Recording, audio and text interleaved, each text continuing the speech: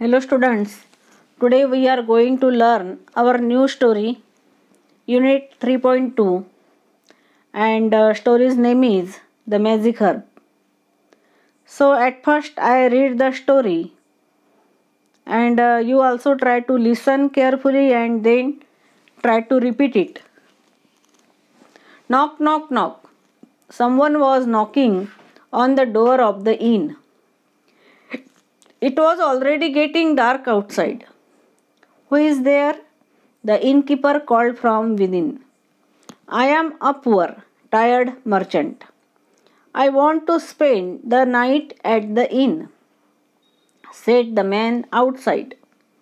The innkeeper was not pleased to hear that the man was poor, but all the same he opened the door and brought him inside. The merchant wore simple garments and carried only a simple cloth bag on his back. I have spent a long, tiring day at the market. I don't have the energy to walk back to my village. Please prepare a simple dinner for me, requested the merchant. So, knock, knock, knock. Knock म्हणजे दारावर टकटक असा आवाज करणे. Someone was knocking on the door of the inn. INN. Inn means खानावळ. Someone means कुणीतरी. Someone was knocking on the door of the inn. कुणीतरी खानावळीच्या दारावर टकटक टकटक असा आवाज केला. It was already getting dark outside. तेव्हा outside means बाहेरच्या साईडला किंवा बाहेर. Getting dark. डार्क मीन्स काळोख म्हणजे बाहेर काळोख पडलेला होता, काळोख झालेला होता. Who is there? The innkeeper called from within. Innkeeper means खानावळीचा मालक. He asks who is there? कोण आहे तिथे? I am a poor tired merchant. मी एक गरीब थकलेला व्यापारी आहे. I want to spend the night at the inn, said the man outside. त्या बाहेरून बोलणाऱ्या व्यक्तीने सांगितलं की I am a poor tired merchant. मी एक गरीब थकलेला व्यापारी आहे. I want to spend the night at the inn. तुमच्या या खानावळीत मला रात्रभर राहायचे आहे. The innkeeper was not please to hear that the man was poor. आता बाहेरचा जो व्यक्ती आहे दार वाजवणारा तो गरीब आहे. पुअर म्हणजे गरीब, PWR.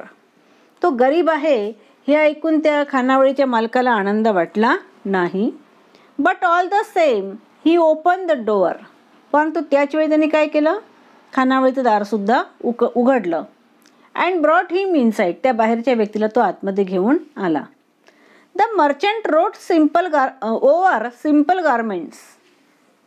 तो जो व्यापारी होता बाहेरून आलेला त्याने साधे सिंपल कपडे घातलेले होते.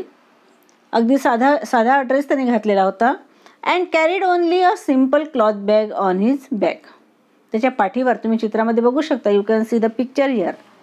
एक साधी कापडी बॅग त्याच्या पाठीवर त्याने अटकवलेली होती. I have spent a long tiring day at the market.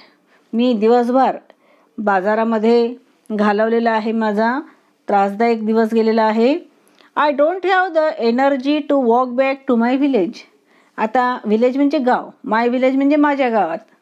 Walk म्हणजे चालणे आणि वॉक बॅक म्हणजे काय? पायी परत जाण्याची शक्ती माझ्या आता शरीरात राहिलेली नाही आहे माझ्या गावी जाण्याची. Please prepare a simple dinner for me, requested the merchant. त्या व्यापाऱ्याने रिक्वेस्ट केली म्हणजे विनंती केली की माझ्यासाठी साधं सिंपल जेवण तुम्ही तयार करा. The innkeeper just nodded and went back to the kitchen. जो इनकीपर होता, खानावळीचा मालक होता, ही जस्ट नॉडेड म्हणजे त्यांनी फक्त आपली मान डोलवली होकारात्मक अशी न बोलता. And he went back to the kitchen. Kitchen म्हणजे स्वयंपाकघर. तो स्वयंपाकघरामध्ये निघून गेला.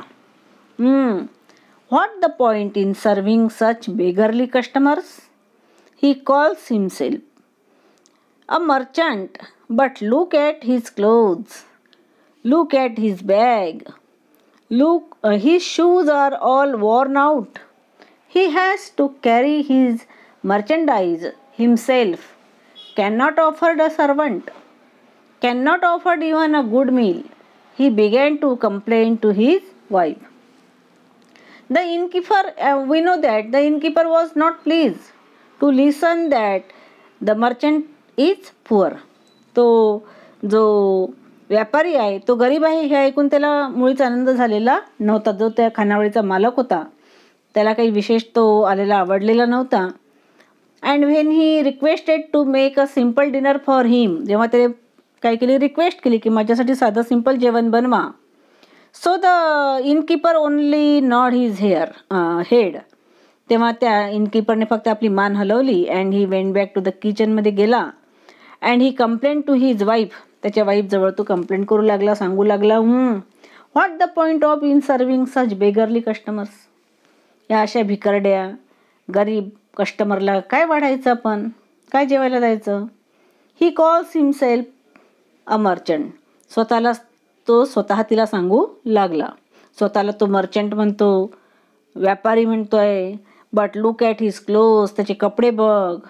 लुक ॲट हिज बॅग, त्याची बॅग बघा.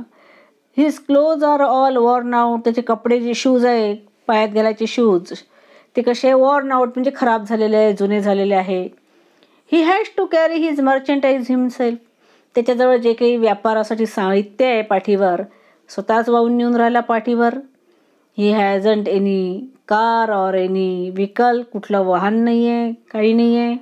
Can not afford a servant, अशा गरीब कस्टमरला, ग्राहकाला काही सर्वंट वगैरे द्यायची गरज नाही, सर्वंटच्या हाताने काही जेवण पाठवायचं नाही त्याच्यासाठी. Can not afford even a good meal, चांगलं जेवण द्यायची पण त्याला काही गरज नाही. He began complain to his wife, त्याच्या वाईफकडे तो सांगू लागला.